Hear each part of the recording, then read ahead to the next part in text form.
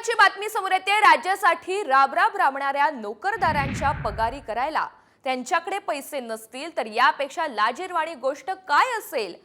प्रणिती शिंदे यांनी अप्रत्यक्षपणे राज ठाकरे यांच्या वक्तव्याचं आता समर्थन केलेलं आहे।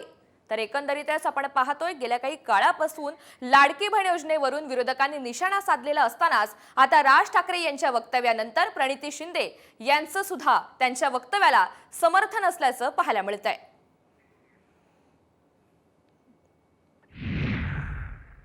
बहीण योजना आणली आणि मी आधीपासून म्हणत होती की आधी खालून देत होते आता वरून देत आहेत। ही एक प्रकारची ब्राईब झाली आणि महिला खूप हुशार आहे, त्यांना माहिती आहे विधानसभेची घोषणा अजून झाली नाहीये या सरकारकडून। मुद्दामून 2 महिने पुढे ढकललं कारण का कदाचित अजून लाडक्या बहिणींना त्या ठिकाणी टेबलाच्या वरून एक प्रकारची लाच द्यायची होती असा आमचा आरोप आहे। आता जरांगे पाटील यांच्या संदर्भातील मोठी बातमी आहे। मनोज जरांगे पाटील आता दसरा मेळावा घेण्याची शक्यता आहे। जरांगे नारायणगडावर दसरा मेळावा घेण्याची शक्यता वर्तवली जाते। नारायणगडाचे महंत शिवाजी महाराज यांच्याशी चर्चा झाल्यानंतर निर्णय जाहीर केला जाणार असल्याचं सध्या समजतंय।